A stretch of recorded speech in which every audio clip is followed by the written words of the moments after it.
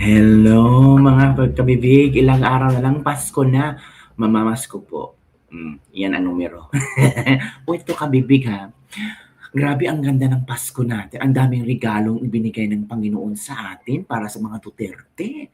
Opo mga kabibig, ito na ha, ito na ang isa sa mga magandang regalo. Oo, Marcos Jr. nagwala sa galit dahil si VP Sara nanatiling numero 1 sa trust rating pahayag year-end 2025. Naku po, sabi nila, wala namang basihan yan, wala namang basis yan, para saan yan? Excuse me.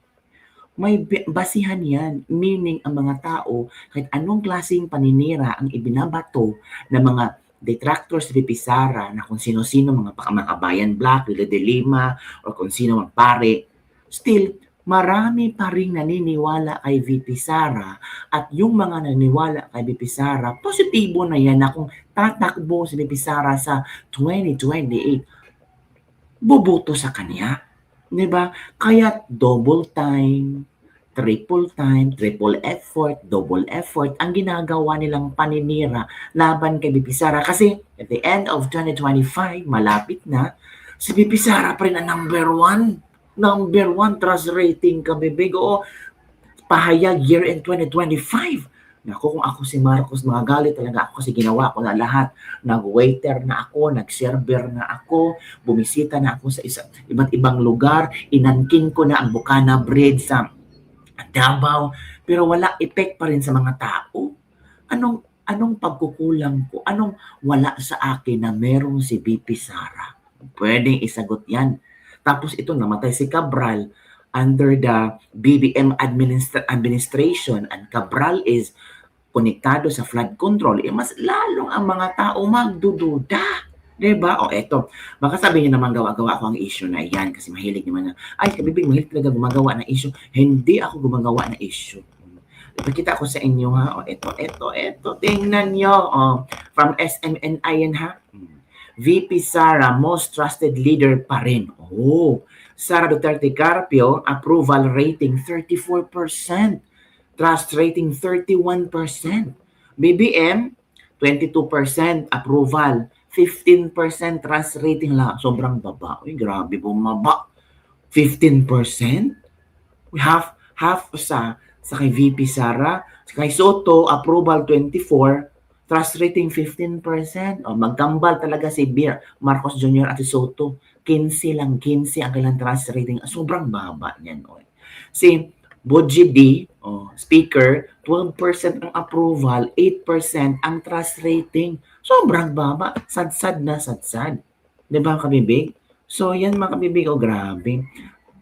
Nanatiling most trusted national leader si Vice President Sara Duterte ayon sa pinakahuling pahayag end of the year survey ng Publicus Asia Incorporated. Ang Publicus pala ito mga kabibig. Samantalang mababa ang ibinigay na approval at trust rating ng mga Pilipino kay BBM na nagtala lamang ng 22% approval at 15% trust sa quarter 4. Sakit naman yun. Oy. Hindi rin nalalayo ang rating ni Soto at ni House Speaker Boji D. Isinagawa ang survey sa ika-4 na quarter ng taong upang masukat ang pananaw ng publiko sa pangunahing leader ng bansa. Yan kabibig ha. Nakita nyo no? Yan ang response ng mga tao kay BBM. Uy, at kay VP Sara, kay Soto at ni Boji D. Pero sobra no? Sobrang ang sakit naman yan. No? Ito kabibig ha. Maginig tayo sa isang video na kung saan kailang ipinahayag kung ano ba ang naging rason kung bakit mababa ang trust rating at approval rating ni BBM. Ang sakit naman ay mababa talaga. Ito na, hinita no. Na, grabe no. Parang nakakahiya. Inilabas na ng Publicus Asia ang resulta ng kanilang pahayag 2025 End of the Year Survey. Sa naturang survey, lumabas na may bahagyang pagbaba ang approval at trust ratings ni Pangulong Ferdinand Marcos Jr. Bumaba ang kanyang approval rating mula 24% noong quarter 3 patungong 22% sa quarter 4, habang ang kanyang trust rating naman ay mula 17% ay naging 15%. Grabe. Ayon sa survey, mabigat na nakaapekto sa performance ng Pangulo ang umano'y kabiguan nitong maghatid ng hustisya, partikular sa mabagal na investigasyon sa mga anomalya sa flood control projects na siya mismo ang nagbunyag. Ilan sa mga respondent ay naniniwala ring kulang ang pananagutan ng mga opisyal na sangkot sa issue. Dagdag pa rito, apektado rin ang imahe ng Pangulo ng aligasyon ni Senator Amy Marcos kaugnay umano sa paggamit ng cocaine. Gayon din ang kanyang pagtangging sumailalim sa drug test. Samantala, nananatiling mas mataas at mas matatag ang ratings ni Vice President Sara Duterte kumpara sa Pangulo. Bahagya lamang bumaba ang kanyang approval rating mula 36% patungong 34%, habang ang trust rating ay mula 32% ay naging 31%. Lumabas sa survey na negatibong tinitingnan ng ilang respondent ang malaking pagtaas ng net worth ng bise at ang umano'y madalas na pagbatikos nito sa administrasyon. Gayunpaman, si VP Sara ang nananatiling pinagkakatiwalaang public official.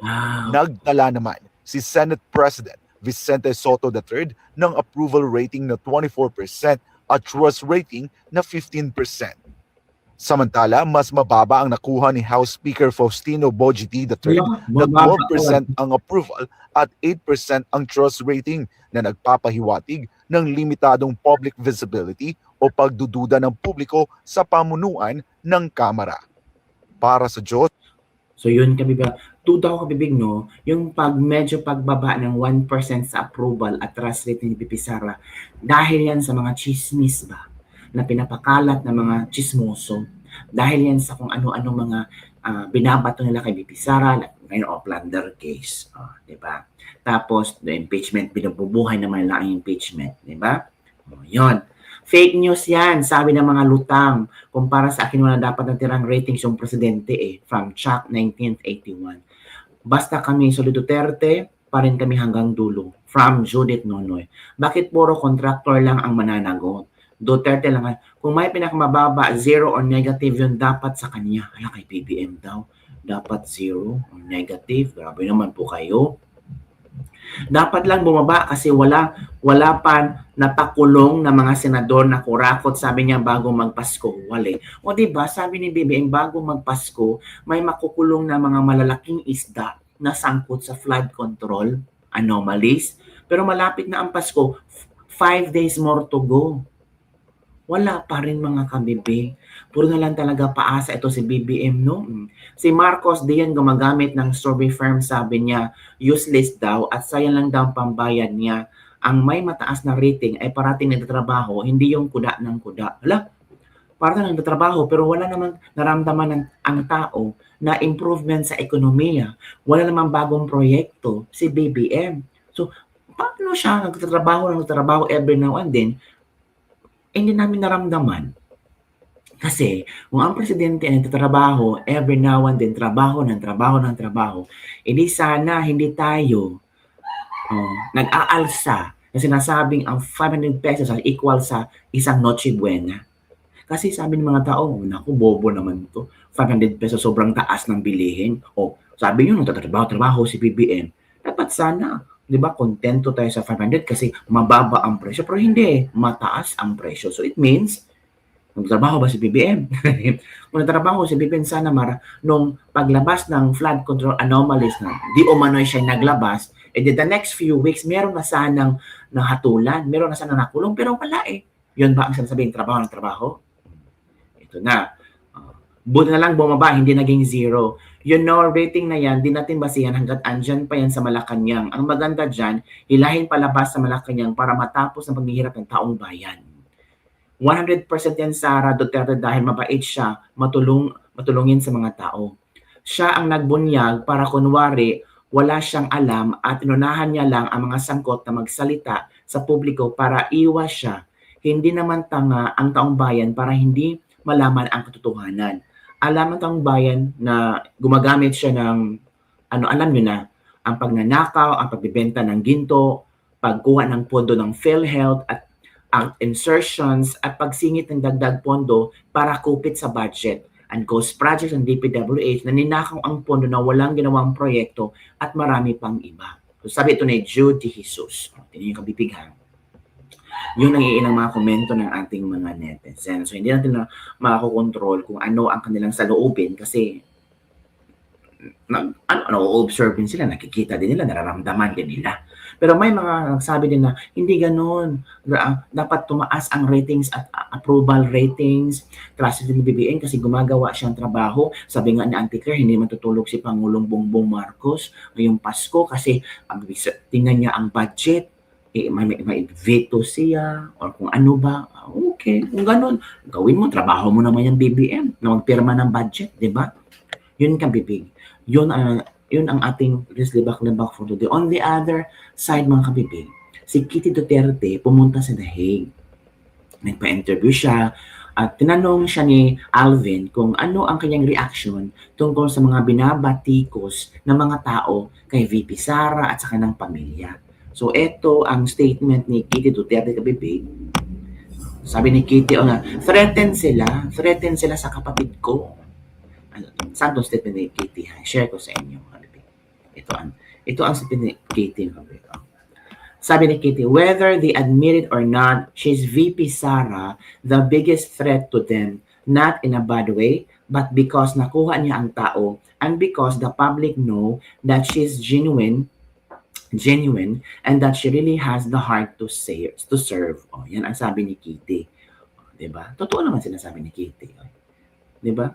Tingnan mo nga ang OVP, every year, may ilalabas na video, press con, sa kung ano ang kailang mga na-achieve on that particular year. Nakikita nyo ba ito sa ibang mga politiko na nagpa-press con sila at inihayag nila kung ano ang kailang ginagawa? Wala. Only the Office of the Vice President. May video dyan si Kitty kung saan sinagot niya ang tanong ni Alvin and Tourism page. So ito, bibig. Share ko sa inyo lahat. Ito na. Ito. Well, si Kitty, magaling talaga si Kitty magsalita. Talagang alam niya kung ano ang kanyang sasabihin, ano ang kanyang isasagot. Diba? Yung iba nga, kino-compare si Kitty kay Claire Castro. Dapat sana, ganito daw klaseng magsalita si Claire Castro para klarong-klaro ang mga pahayag. Hindi yung parang tayo pa ang mag-guess, tayo pa ang mag-a-analyze mga statement ni Claire Castro. Ay nako, ito na. What is your opinion about all the attacks towards all of your family members right now? I mean, I've never even defended myself against any allegation before. So, with regards to the attacks against my family pod, wala. I mean, it's always gonna be there, especially with my sister. Whether they admit it or not, she's the biggest threat to them. So, not in a bad way, but just because kuha niya ang tao and because the public knows that she's genuine about it and that she really has the heart to serve.